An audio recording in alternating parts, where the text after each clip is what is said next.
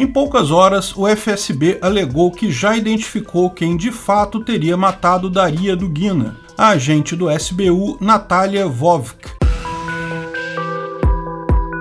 Esse é o Visão Libertária, sua fonte de informações descentralizadas e distribuídas. Numa surpreendente reviravolta, o Serviço Secreto Russo, o FSB, sucessor da temida KGB soviética na Rússia, disse já ter identificado em poucas horas exatamente o que aconteceu no atentado que tirou a vida de Daria Dugina, filha de Alexander Dugin. Como explicamos no vídeo de ontem, grupo nacionalista russo assume atentado contra Daria Dugina, filha de Alexander Dugin. Um atentado à bomba matou Dugina, filha de Dugin. Ela era jornalista, filha do conhecido pensador russo, criador da teoria do eurasianismo, que pregava a expansão da Rússia, desde Vladivostok até a Irlanda. Muitos atribuem a ele o papel de guru do Putin, mas de fato ele não tem tanta influência assim, embora seja, sem dúvidas, uma figura conhecida. Num primeiro momento, imaginava-se que o alvo do ataque seria o próprio Alexander Dugin. Ele e a filha teriam ido a um festival e estavam retornando a Moscou. Deveriam retornar no mesmo carro, porém, na última hora, Dugin acabou voltando em outro carro. Ontem, um grupo nacionalista, Exército Nacional Republicano, assumiu a autoria do atentado. Porém, como deixamos claro no vídeo de ontem, isso provavelmente era diversionismo. Hoje, dia 22, o FSB alegou que já sabe quem cometeu o atentado. Teria sido Natalia Vovk, uma agente do SBU ucraniano, que também é membro do Regimento Azov. Olha quanta coisa importante junta.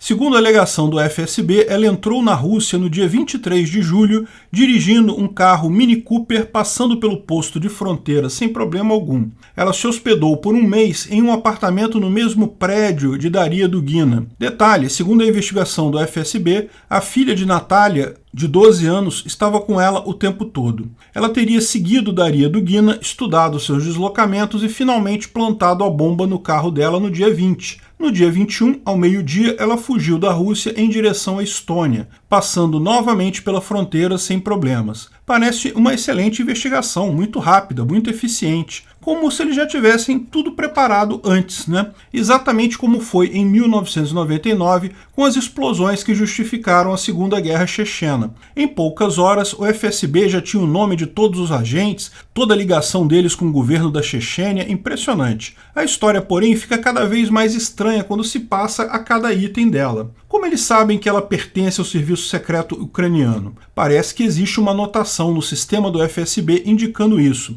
Então, como que ela entrou e saiu com tanta facilidade pelas fronteiras russas? Aliás, onde estava a bomba quando ela passou pela fronteira? A inspeção na entrada do país não detectou nada? Por que ela levaria a filha em uma missão desse tipo? Eles descobriram que ela usou várias placas de carro enquanto esteve na Rússia. Impressiona o fato de descobrirem que ela usou as 3 placas alternativas e terem fotos de todas. Isso é algo que acabariam descobrindo, lógico, mas é estranho terem descoberto tão rapidamente. Achar um carro entre fotos de trânsito sabendo a placa é fácil, mas se o carro trocar a placa, você não sabe qual é a placa nova, né? Fica muito mais difícil fazer a ligação. Até poderia ser encontrado pelo modelo do carro, mas encontrado em poucas horas como foi feito, realmente difícil de acreditar nessa eficiência toda. Mas o pior é como é que eles sabem que ela era ligada ao batalhão Azov. Encontraram o nome dela em um site que lista pessoas ligadas ao batalhão Azov, chamado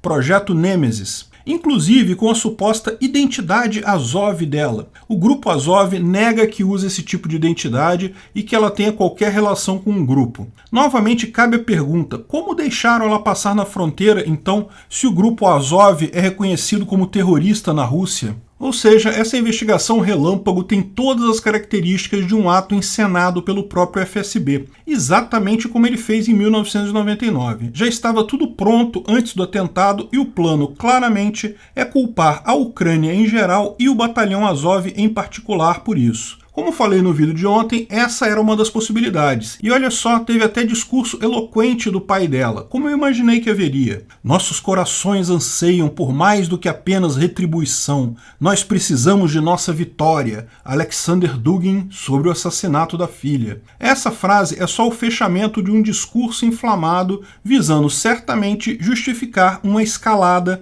nas tensões com a Ucrânia. Ou pode ser outra coisa também. A Rússia estava planejando fazer tribunais show para julgar membros do batalhão Azov presos em Mariupol. Talvez tudo isso tenha sido montado com um único intuito de causar furor na população justamente para esses julgamentos. Esse tipo de julgamento é proibido pelas convenções internacionais, mas a essa altura a Rússia já desrespeitou tanta coisa que nem faz mais diferença. A Ucrânia já declarou que a execução desses julgamentos encerra qualquer possibilidade de negociação pacífica. Talvez seja essa a saída de Putin: matar covardemente prisioneiros de guerra do Azov e dar a guerra por vencida dessa forma. Vencemos o nazismo da Ucrânia, olha só, diriam os nazistas russos. O mais provável neste ponto é que Putin use o caso para justificar três coisas: fazer o julgamento show dos prisioneiros do regimento Azov, em que alguns deles seriam obrigados a confessar barbaridades absurdas contra a Ucrânia, os tais laboratórios de armas biológicas que ninguém encontrou, ou alguns talvez até sejam infiltrados que vão confessar de propósito.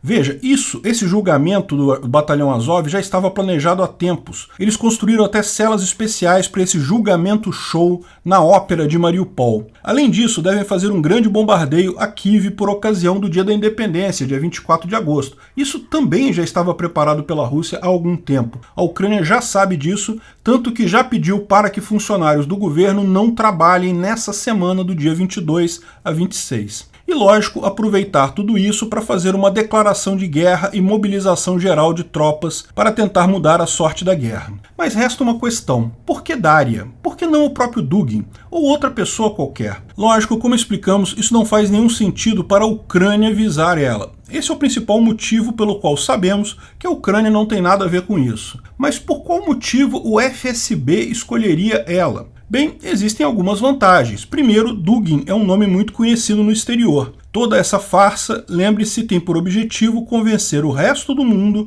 que Putin está justificado em suas barbaridades que se seguirão nos próximos dias. A importância dele é exagerada no Ocidente, mas isso cai como uma luva para o interesse de Moscou. Sacrificaria alguém não tão importante que outras pessoas acham importante. Mas por que não Dugin em si? Por que a filha? Existem também algumas justificativas possíveis. Uma, como eu coloquei, é que Dugin é eloquente, ele fala bem, então contavam com a dor do pai para fazer discursos inflamados contra a Ucrânia. Outra é que pode ser algo mais chocante ainda, um pai que perde uma filha, do que simplesmente um escritor que morre. Se o objetivo deles é causar furor, mais um ponto aí. Também havia pessoas incomodadas com a questão do suposto roubo por Dugina de verbas para propaganda no Ocidente. Talvez a ideia fosse resolver dois problemas com uma ação só, matar dois coelhos com uma cajadada só. Mas algumas pessoas vão além. Dugin estava trabalhando com pessoas do FSB desde o início da guerra. Não se tem detalhe exatamente em que. E como falamos no vídeo sobre Dugin, as teorias dele têm uma dimensão esotérica muito grande.